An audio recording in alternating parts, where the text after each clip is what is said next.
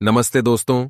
आज एक सच्ची घटना पे बात करते हैं। अगर आपको चैनल पसंद आया तो सब्सक्राइब करना मत भूलना। तो स्टार्ट करते हैं। रात का समय था जब आसमान साफ था और तारों को टिमटिमाते देखा जा सकता था। पायलट को उस देश के ऊपर होने में शांति महसूस हुई जो सोते समय गिर गया था जब वह फ्रांस से इंग्लैंड के लिए उड़ान भर रहा था। सुबह के 1:30 बज चुके थे और वह अपने परिवार के साथ छुट्टियां मनाने के बारे में कल्पना कर रहा था। जब हवाई जहाज फ्रांस में था, पायलट ने पेरिस कंट्रोल कर्मियों को इसकी उपस्थिति और निर्देशों के बारे में सूचित करने के बारे में सोचा। उस समय पेरिस शहर की रोशनी उस पर जल रही थी। उन्होंने नियंत्रण एजेंसी को सूचित किया, जिसके बारे में उन्होंने निर्देश पर आगे निर्देश के साथ जवाब दिया। पेरिस के नियंत्रण कक्ष ने उसे पश्चिम की ओर 12 डिग्री मोड़ने का निर्देश दिया। निर्देश प्राप्त करने के बाद पायलट ने काम किया और अंतिम ईंधन टैंक को संचालन में लगाते हुए उनका पीछा किया। इस समय वह अपने परिवार के साथ अपने समय के बारे में सपना देख रहा था और फिर वह गंतव्य बिंदु पर एक संतोषजनक नाश्ता करने के बारे में सोचने लगा। सब कुछ सुनियोजित होने के कारण वह शांत था। अब विमान ने पेरिस को पार कर लिया था जब उसने आकाश में बादल देखना शुरू किया था। बादलों की उपस्थिति ने हवा से यात्रा करना असुरक्षित बना दिया क्योंकि तूफान की संभावना थी।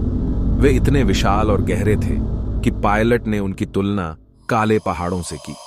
वह जानता था कि वह उन्हें पास नहीं कर सकता क्योंकि उनके ऊपर जाना असंभव था या अंतिम टैंक में छोड़ दिए गए ईंधन की मात्रा के साथ उन्हें बचाना था। सही निर्णय सुरक्षित रूप से पेरिस वापस जाने के लिए होता, लेकिन अपने परिवार से मिलने की इच्छा के कारण पायलट के निर्णय लेने से बादल छा गए। वह अपने परिवार के साथ रहना चाहता था और वह पूरे दिन का सपना देख रहा था कि उसने वापस नहीं जाने का जोखिम उठाया। इस प्रकार उसने विमान को सही तूफान में ले लिया।